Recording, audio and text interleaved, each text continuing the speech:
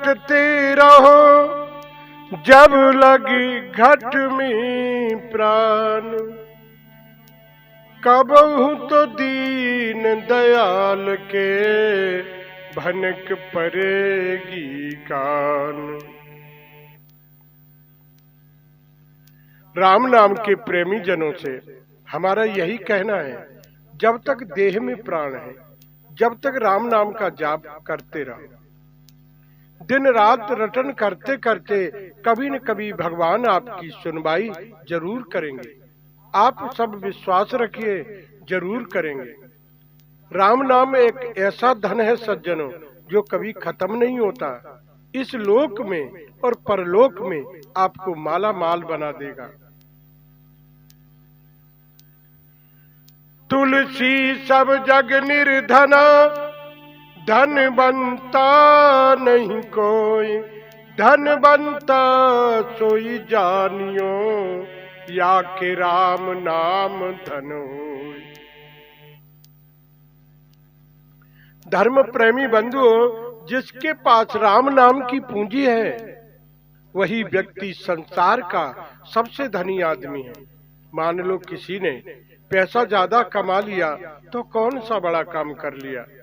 यह पैसा आपके कोई काम आने वाला नहीं। इस धरा पर सब धरा रह जाएगा।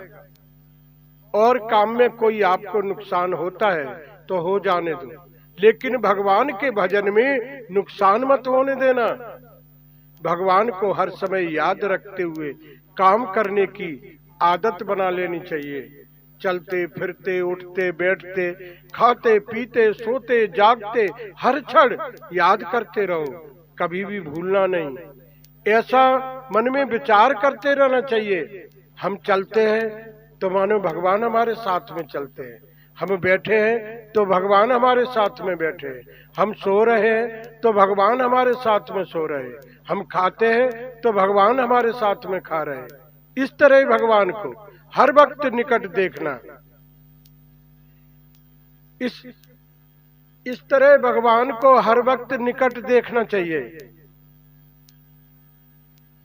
कभी भी भूलना नहीं।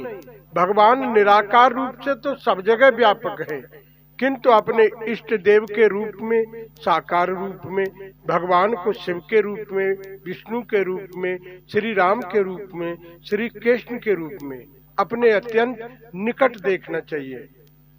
जिस तरह गोपियों को भगवान श्री कृष्ण हर वक्त मन से अपने निकट देखा करती थी, गोपियां भगवान श्री कृष्ण को हर वक्त अपने निकट देखा करती थी, ऐसे ही भगवान को हर वक्त मन से ध्यान रखते हुए अपने शरीर की चेष्टा करनी चाहिए। शरीर की वह चेष्टा निष्काम भाव से होनी चाहिए, जिससे लोगों का उपकार हो, हित हो। यही हमारी उन्नति के लिए बहुत ही उत्तम उपाय है। वो बहुत समझदार लोग हैं जो अपनी उन्नति करते हैं। संत कहते हैं, भगवान भी कहते हैं, आत्मा के द्वारा आत्मा का उद्धार करना चाहिए, आत्मा का कभी पतन नहीं करना चाहिए।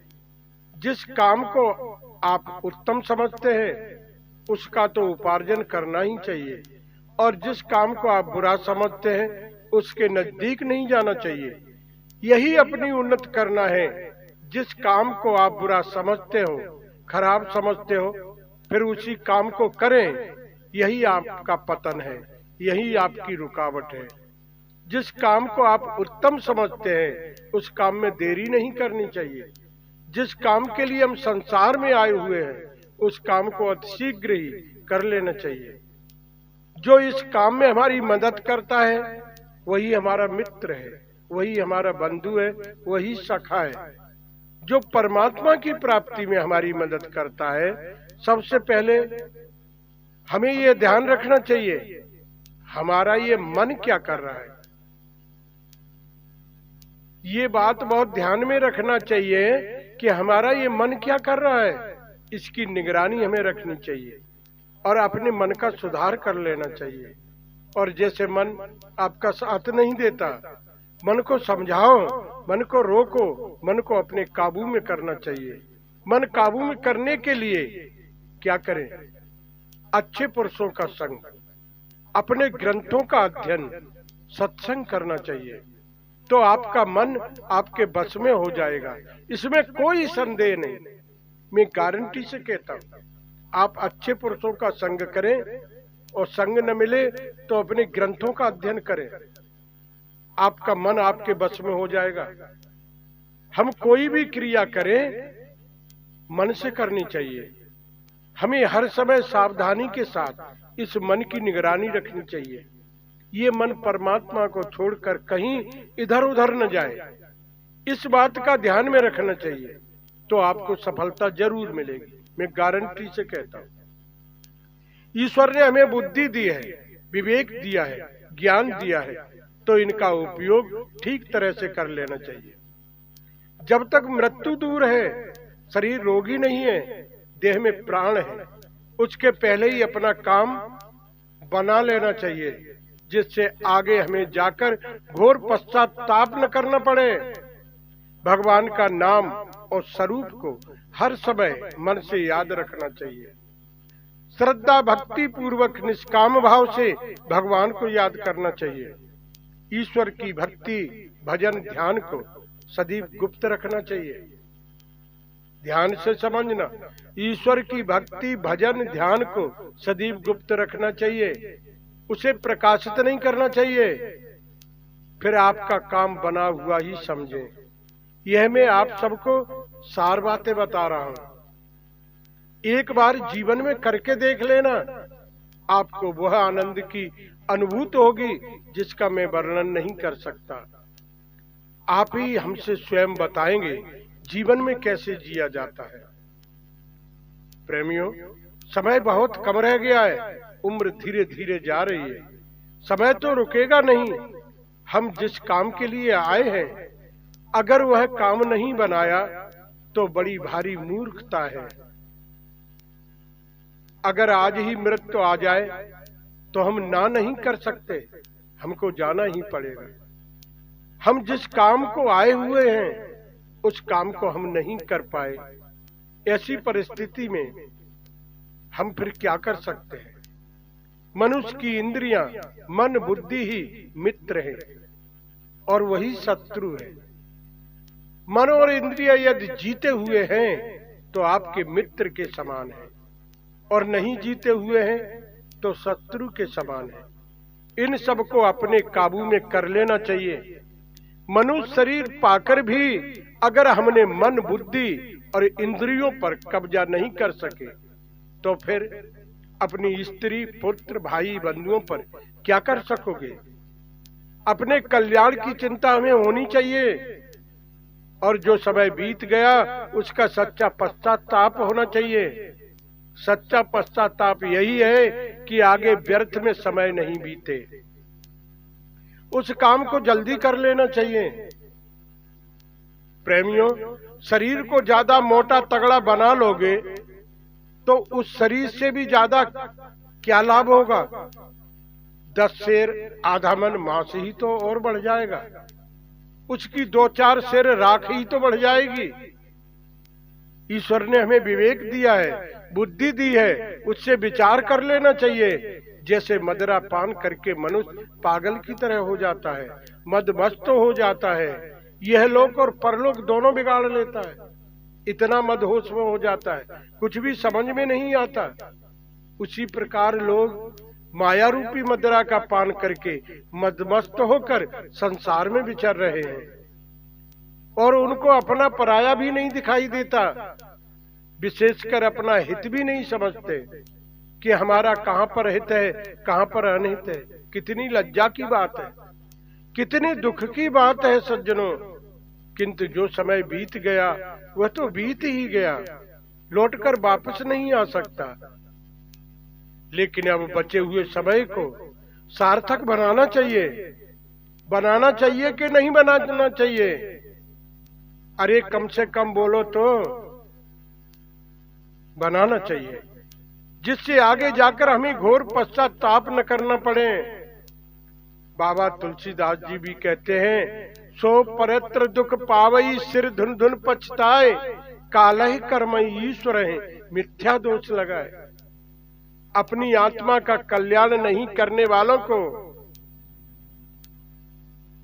अपनी आत्मा का कल्याण नहीं करने वालों को भविष्य में फिर सिर धुन धुन कर घोर पश्चाताप करना होगा। वे लोग काल और कर्म और ईश्वर के माथे पर झूठा दोष लगाएंगे। हाँ, उससे भी क्या लाभ होगा? लगाते रहो, कार्य की सिद्धि तो कुछ होगी नहीं। इसलिए जब तक देह में प्राण है, इस देह पर अपना अधिकार है, जब तक होश है, जब तक किसी घोर बीमारी ने आकर नहीं घेरा है, बुढ़ापे ने आकर नहीं घेरा है, इसके पहले पहले अपना यह काम कर लेना चाहिए। पूर्व में असंख्य जन्म बीत चुके हैं। दुनिया में कोई भी ऐसा लोक नहीं है सज्जनों जहां हम लोग नहीं गए हों। ऐसी कोई योनि नहीं है जिसको हम नहीं प्राप्त कर चुके हों। ऊंची से ऊंची योनि, देवताओं की योनि, नीचे से भी नीची योनियों में, पशु पक्षी कीड़े मकोड़े की योनियों में भटक लिया है। और जितने नरक हैं, इन सभी स्थानों पे हम सब घूम चुके हैं। अब यह मौका भगवान ने दिया है, ऐसा मौका पाकर अपनी आत्मा का सुधार कर लो। चाहे कुछ भी हो जाए, मन में दृढ़ धारणा करके अपना यह काम कर लेना चाहिए। हम सबको भगवान ने मनुष्य बनाकर विशेष दया की है। बड़ा भारी मौका दिया है सज्जनों। 84 लाख योनियों में घूमते घूमते भगवान की कृपा से मनुष्य शरीर मिला है। बाबा तुलसीदास जी ने लिखा है, कबहू की कर करुणा नर देही, देत ईश बिन हेत सनेही। तब कृपा करके भगवान ने मनुष्य का शरीर दिया है। 84 लाख योनियों में घूमते घूमते ईश्वर को इस जीव पर दया आ जाती है सज्जनों, तो मानव का शरीर दे देते हैं। ये जीव गर्भ मास में भगवान से बहुत प्रार्थना करता है, कहता है, एक बार भेज दो प्रभु दुनिया में, मैं तुम्हें कभी नहीं भूलूंगा। हर सांस सांस में प्रभु आपका स्मरण करूंगा। तब भगवान कहते हैं, मैं भेजता हूं तुझे दुनिया में, देखूंगा कितना भजन करेगा। प्रेमियों, आकाश से जब बूंद गिरती है तो स्वच्छ और निर्मल होती है, और जमीन पर गिरते ही गंदी हो जाती है। भूमि में परत भा डाबर पानी, जिम जीवहि माया लपटानी। इसी प्रकार जीव को पैदा होते ही माया उसे लपेट लेती है। हम और आप बहुत बड़े भाग्यशाली हैं जो हमारा जन्म भारत देश में हुआ। ये हमारा भारत देश कैसा है सज्जनों, दुनिया के लोग यहाँ से शिक्षा लिया करते हैं, और बहुत ही उत्तम समय में हमारा जन्म हुआ। उत्तम समय क्या है? कलयुग के समान कोई उत्तम समय नहीं है। इसलिए वेद व्यास जी ने यह बात बार बार कही कि कलयुग धन्य है, कलयुग धन्य है, कलयुग धन्य है। इस विषय में ऋषियों ने पूछा, महाराज आपने कलयुग को धन्यवाद कैसे दिया? तो उन्होंने कहा कि सतयुग में ध्यान करने से, त्रेता युग में यज्ञ करने से, द्वापर युग में पूजा करने से जिस काम की सिद्धि होती है, कलयुग में केवल ईश्वर के नाम सन कीर्तन से हो जाती है। कलयुग, इसलिए कलयुग सबसे बढ़कर है।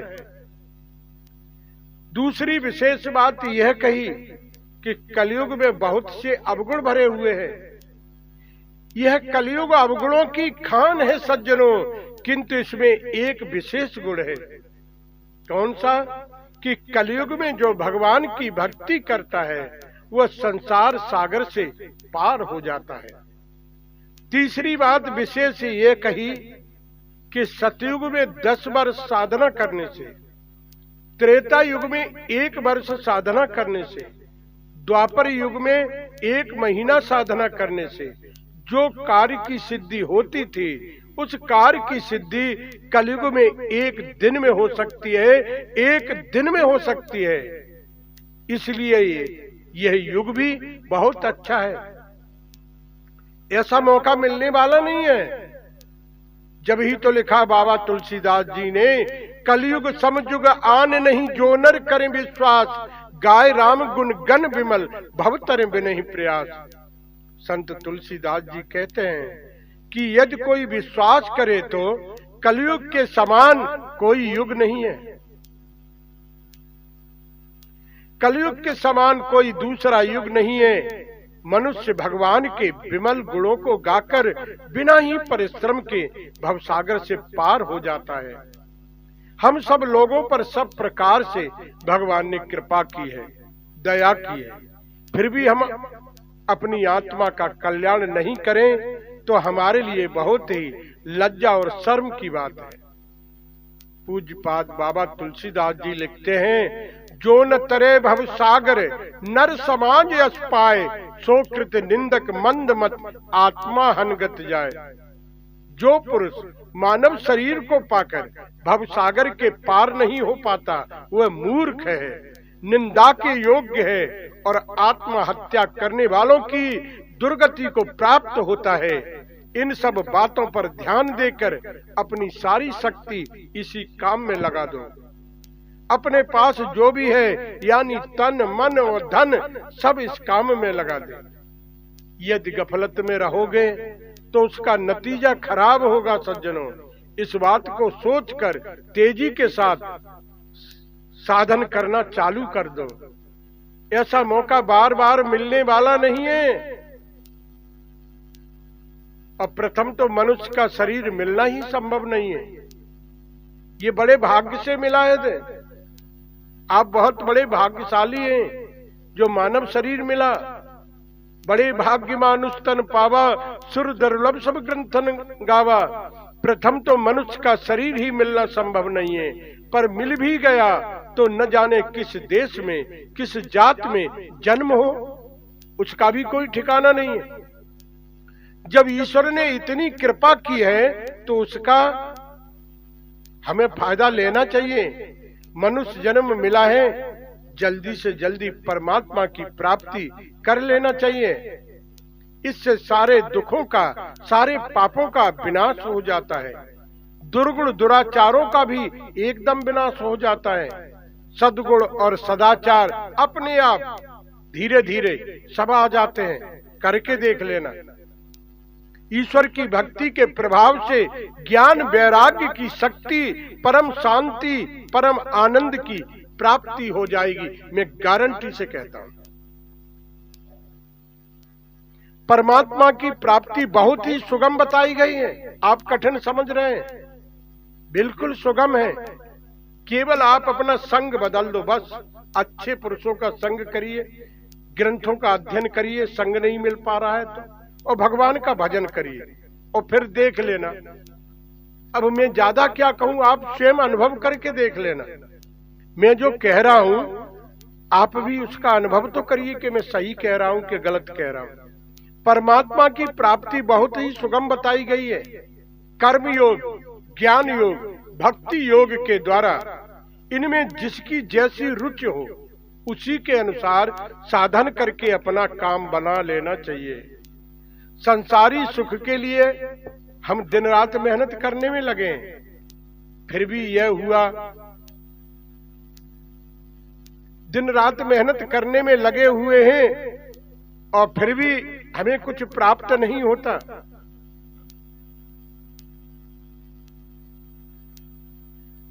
एक दिन वो होगा, इन रुपयों से, कुटुंब से, प्यारे मित्रों से किसी से कुछ संबंध नहीं रहेगा। और बात तो दूर रही, इस शरीर से भी हमारा कोई संबंध नहीं रहेगा। फिर हमको ये विचार करना चाहिए कि अपने अमूल्य जीवन का हम एक क्षण भी बर्बाद क्यों करें, मिट्टी में क्यों मिलावें। परमात्मा को छोड़कर किसी भी काम में अपना समय लगाना धूल में मिलाने के समान है, मिट्टी में मिलाने के समान है। आप सब लोग विचार करें। ईश्वर ने हमें बुद्धि दी है, विवेक दिया है। पिछले जन्म में हमने अपने कुटुंब के लोगों को कहां पर छोड़ा है, कहां पर छोड़ा है, कुछ ख्याल है? अपने कुटुंब के लोगों को कहां पर छोड़ा है, किसी को ख्याल है? कोई ख्याल नहीं, किसी से कोई संबंध नहीं। इसी प्रकार यहां से भी जाने के बाद इस कुटुंब से, स्त्री पुत्र से, किसी से कोई संबंध नहीं रहेगा। फिर कुटुंब का पालन पोषण करने के लिए अपना पूरा समय लगाना तो बड़ी भारी मूर्खता है। कुछ समय परमात्मा के लिए भी निकालो। क्यों लगे हो दिन रात मेहनत करने में? तुम ये भार नहीं उठा सकते? सबका भरण पोषण भगवान करते ही हैं। भगवान को सबकी चिंता फिक्र है। सब अपना अपना भाग्य लेकर आए हैं। मनुष्य कर्म लेकर यहाँ से जाता है और भाग्य लेकर वापस आता है। इसकी चिंता भी हम क्यों करें? पैसा, मकान, संपत्ति आज यहीं रह जाएगी, यहीं छोड़कर जाना पड़ेगा। रात दिन इसका संग्रह करना बड़ी भारी मूर्खता है। प्रेमियों, साथ में 5 पैसे भी नहीं जा सकते। धन को जोड़ना, इकट्ठा करना बड़ी भारी भूल है। जभी तो संतों ने कहा, पानी बाढ़ है नाव में, घर में बाढ़ है दाम, दोनों हाथ उलीचिए, यही सयानो काम। अगर धन जोड़ लिया है तो सेवा परोपकार में लगा दो, परमात्मा तुम्हें कई गुना बढ़ाकर वापस कर देगा। परमात्मा की प्राप्ति से वंचित होकर अपने समय को नष्ट मत करो। लाख काम को छोड़कर जिस काम को हम लोग आए हैं उस काम में ही अपना समय लगाना चाहिए। यही हमारी आपकी बुद्धिमानी है। अभी आपको पता नहीं चलता, आगे जाकर इसके लिए हम सबको बहुत पश्चाताप करना पड़ेगा। जब हमें पहले से ही ज्ञान हो जाए तो ऐसा काम हम क्यों करें? मनुष्य शरीर परमात्मा की प्राप्ति के लिए हमें मिला है, इसलिए अब तो परमात्मा की प्राप्ति करके ही छोड़ेंगे। चाहे कुछ भी हो जाए, मर भले ही जाएं। अगर परमात्मा की प्राप्ति के लिए मरे तो हमारा जीवन परमात्मा को ही अर्पण हुआ, तो हमें मरने में भी आनंद है। ये शरीर रहकर भी क्या करेगा? यहाँ जितने पदार्थ हैं सब यहीं रह जाएंगे। फिर हमको क्या करना चाहिए? शरीर के रहते रहते उस परमात्मा को प्राप्त कर लेना चाहिए। अपना मन, बुद्धि, इंद्रियां, शरीर को इस काम में लगा देना चाहिए। इंद्रियों से भगवान की सेवा, मन से भगवान का ध्यान, बुद्धि से निश्चय और शरीर से भी सेवा। सेवा में सब जीवों में भगवान समझकर सबकी हंस हंस कर प्रेम से सेवा करें।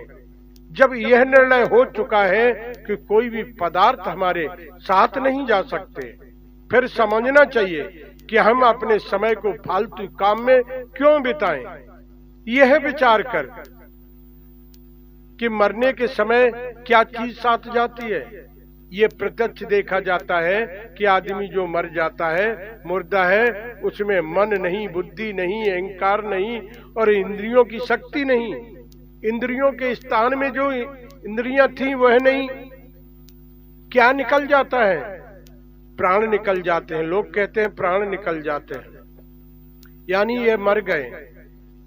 प्राण में शरीर को सूक्ष्म शरीर कहते हैं।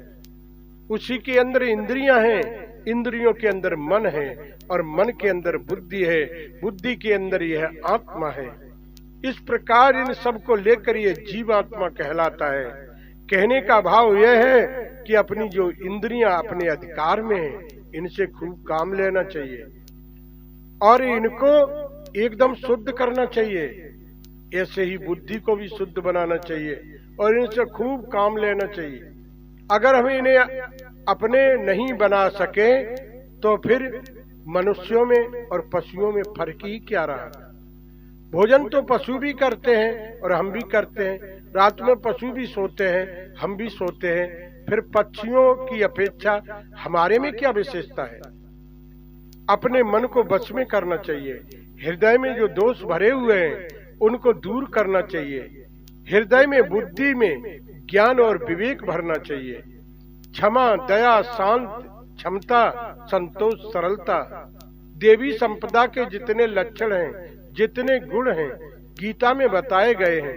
देवी संपदा के 26 लक्षण बताए गए हैं। उनको अपने हृदय में कूट कूट कर भर लेना चाहिए। ये चीजें हमारे साथ जा सकती हैं प्रेमियों। ये चंचल मन का स्तर बनाना चाहिए। अपने मन को काबू में करना चाहिए। मन को पवित्र बनाना चाहिए। दूसरी स्त्रियों को माता बहन के समान समझना चाहिए। दूसरे के धन को धूल के समान, मिट्टी के समान समझना चाहिए। लिखा बाबा तुलसीदास जी ने, जननी सम जानहि पर नारी, और धन पराव विस्ते विष भारी।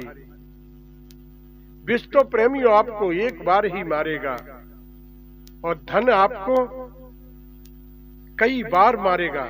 जाने कितने जन्म लेने पड़ेंगे। पराया धन अगर आपने हड़प किया तो जाने कितने जन्मों तक ये मारेगा। बाबा तुलसीदास जी की इस एक चौपाई का ही अगर पालन कर ले मानव, तो संसार सागर से सहजी में पार हो जाएगा। हे प्रेमियों, मैंने अपने जीवन में अपने धर्म ग्रंथों को पढ़कर जो अपने जीवन में उतारा है और समझा है, वही मैं आपको शेयर कर रहा हूँ। कहीं आपको भी थोड़ी बहुत समझ में आ जाए तो आप सबके जीवन में एक नई बहार आ जाएगी। ये जीवन बसंत बन जाएगा। ये जीवन खुशियों से भर जाएगा। तो मैं भी धन्य हो जाऊंगा। मेरा एक ही उद्देश्य है प्रेमियों, निष्काम भाव से परमात्मा का प्रचार प्रसारण करना। अपने धर्म के प्रति सोए हुए लोगों को जगाना है। अपने धर्म ग्रंथों की जानकारी आप सब तक पहुंचाना है। अगर आप ज्यादा जानना चाहते हैं तो हमारा YouTube चैनल है भदौरिया साहेबदास के नाम से, उसको सब्सक्राइब कर लेना। उसमें आपको सब कुछ मिल जाएगा, जिसके जानने के बाद दुनिया में कुछ जानना बाकी नहीं रहता। अगर आप परमात्मा के भक्त हैं और परमात्मा के विषय में आप कुछ जानना चाहते हैं तो भदौरिया साहेबदास चैनल को सब्सक्राइब जरूर कर लेना, जिससे आपको हर जानकारी आप तक पहुंच जाएगी। सैकड़ों वीडियो पड़े हुए हैं, आप देख सकते हैं। आप सबसे यही उम्मीद है, अगर हमारी दी हुई जानकारी आपको अच्छी लगे तो कमेंट में लिखकर हमें जरूर भेजें, या आपका कोई भी प्रश्न है, उसकी जानकारी चाहते हैं तो हमें आप कमेंट में लिखकर भेजें। उसका उत्तर मैं वीडियो बनाकर आप तक पहुंचा दूंगा। भदौरिया साहेबदास चैनल को सब्सक्राइब करने वाले सभी प्रेमी जनों को साहेबदास की जय श्री कृष्णा, जय सिया राम।